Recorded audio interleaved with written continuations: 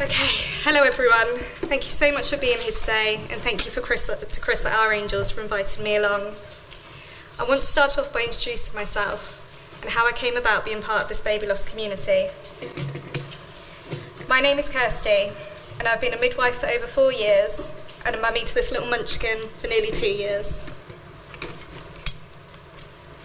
Last April, my husband and I discovered that we were expecting our second child.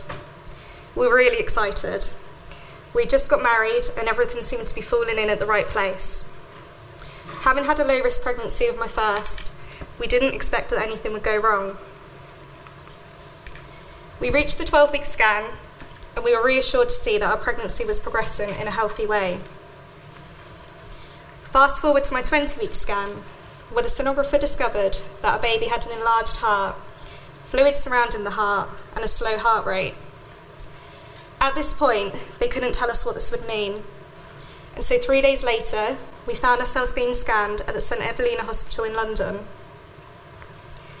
After an hour's scan of pure silence, we were called into a room to be told that our baby daughter had complete heart block, a condition where the electrical signals between the ventricles and atriums weren't working. Blood was flowing into my baby's heart at one rate and leaving it at another. Her heart rate sat at 60 beats per minute. It was also suspected, sorry, bear me a moment. It was also suspected that she had pulmonary stenosis and a hole in the heart. Thank you. Being only 20 weeks, delivering our baby wasn't an option. Termination was offered, but back then we didn't feel like we had enough information to make a choice. There was a chance she would deteriorate, but there was also an 80% chance that she would continue at the level she was at. The goal back then was to get to 33 weeks and deliver via C-section. Over the next 5 weeks, my stomach grew whilst we had scans weekly. It was discovered during this time that I carry anti-Ro and anti-LAR antibodies, horrid little antibodies that were continuously attacking my baby's heart and slowly killing her. These antibodies are only picked up if specifically tested for, or if it's already known that the mother has lupus or Sjogren's syndrome. As the odds of having these antibodies and affecting a baby are 1 in 20,000, it made the suspected outcome for our baby incredibly hard, as consultants typically don't see this often, and so what results we do have is limited.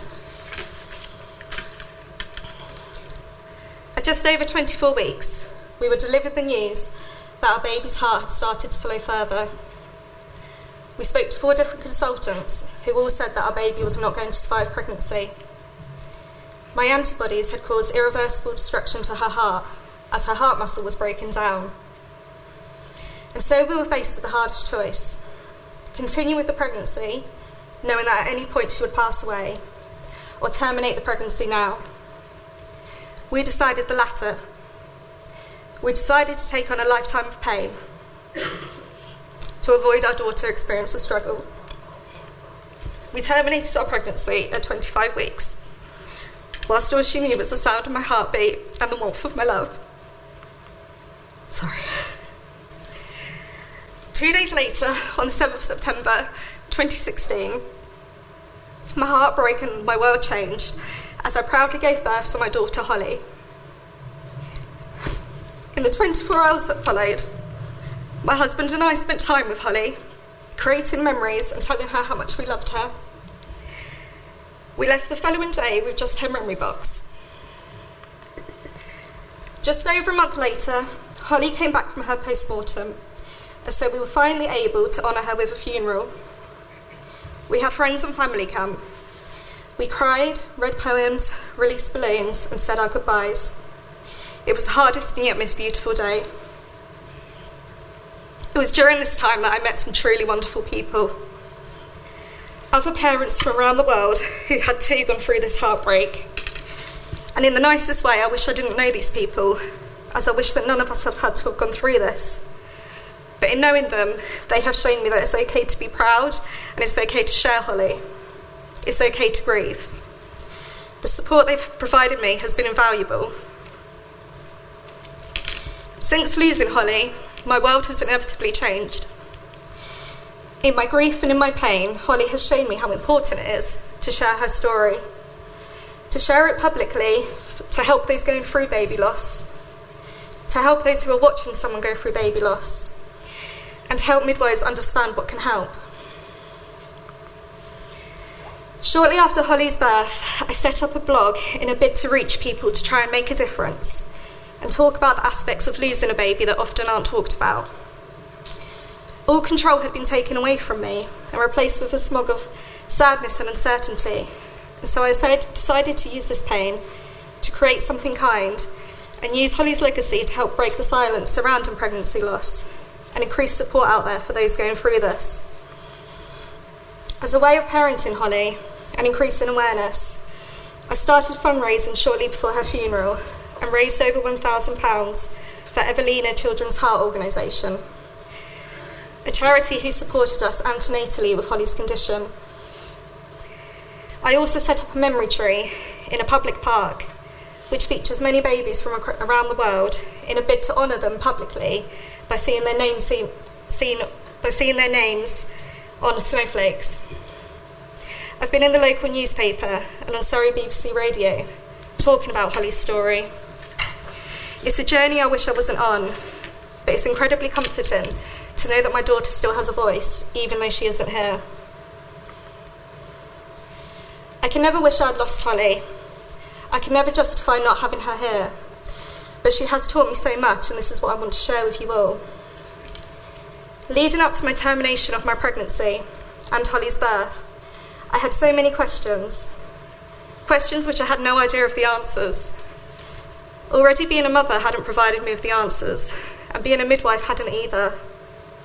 I'd spent hours on Google trying to get some concrete reassurance on what to expect, but there really wasn't much. It was only through talking to a friend of a friend that I could really grasp any sort of idea on what to expect. Terminating a pregnancy is something which is just so difficult for people to talk about. I guess that's why I struggled to find any information in the first place. Being able to make the decision in the first place is just so difficult to have to comprehend. As parents, all we want to do is the best for our children, even if that means taking on a lifetime of pain for them. For a very long time, I didn't tell anybody that my pregnancy had been terminated. I was so worried that it would somehow invalidate my grief, or people would think how awful I was for having gone through with it. We all have our ideas on what we would do if we were put in a situation like that, but I can honestly say that until you experience it, you just don't know how you would act. I have spoken about the taboo surrounding termination in my blog, as I don't feel it is something that anyone should ever be ashamed of, and I want anyone who goes through it to know that they aren't alone. My termination involved having an injection through my tummy into Holly's heart. I then took tablets to induce my labour. It was the worst part of it all, but I would do it again if it meant saving my daughter from slowly dying and fighting a losing battle. I had very little idea on what to expect during the birth of Holly. As a midwife, I had looked after a few ladies who had lost their babies, but it's not until you're about to do it yourself that all these questions run through your head. I wondered if I'd still dilate to 10 centimetres. Would the contractions hurt less? Would pushing her out be less painful as she'd be smaller? It's all these preconceptions and ideas that we have, but we don't actually know the answers to. Quite often they are questions that people simply don't ask due to the nature of the topic, but if we don't ask, then how can we make a difference? In my case, I got to about 8 centimetres. The pain was worse because of the reality of the situation. Pushing her out was the worst pain imaginable. I'd been offered pain relief, but for me it happened too quickly to take any. I wish I'd known all this before losing Holly. As if I was to look after a couple losing a baby again, I would absolutely have the understanding that it's a labour like any other live labour, and it's having a midwife who understands that which can mean so much. The 24 hours that followed Holly's birth were the most precious hours of my life. We had just 24 hours to try and create a lifetime of memories with our daughter. I'm sure a lot of you have seen the precious memory boxes that are given out to parents when they have lost their baby. They are boxes filled with all sorts of things to help you make the most of your time and to be able to go home with something physical that you can forever treasure. When I have been at work looking after ladies who have lost their babies, I too have given out these boxes and almost worked for every single item to help assist the parents care for their child. But what I haven't ever done was think about what else I could offer as a midwife. When dealing with something so hard, it's often difficult to take a step back and think about what else we can offer. The bereavement midwife and student midwife who looked after me was fantastic. Whilst we did do all the things inside the box, they also went out of their way to do so much more. Our wonderful midwife, Tabitha, cut up a nappy to make it small enough to fit Holly. It was a gesture that was so incredibly thoughtful, and exactly what I wanted. As seeing my naked baby on the scales, how could I get her dressed without one? The memory box included a small box in which to put a small cutting of your baby's hair. Holly had very tiny black hairs covering her whole head. But instead of Tabitha assuming that we wouldn't be able to get any, or assuming that the cut of hair was only for older babies, she took ages with us, delicately fluffing up Holly's hair, so that we could eventually cut a little piece for us to keep. Now we will always have that piece of DNA with us forever. Tabitha understood that there are no rules when you've lost a baby. You quite simply do as much or as little as you want, but it's knowing what opportunities are there for you to do. She was completely led by us, but absolutely knew what she was doing. On a day which in most aspects was the worst day of my life, she still managed to bring some love and light into the world. During midwifery training, it can be very difficult to get the opportunity to look after bereaved parents. When these losses do sadly come about, quite often students are sheltered from partaking in their care, or they are busy needing to fulfil other parts to their portfolio, which of course are important too. For me as a student, I was based in a very small hospital in the south of England, which had very few stillbirths. I qualified feeling incredibly unprepared. During my university studies, we had had just one lecture on bereavement, so the knowledge that I did have was very limited. While of course you can't ask for more bereaved parents to walk through your door, and neither would you want to, I still feel there is so much that can be done to help when you are in this situation.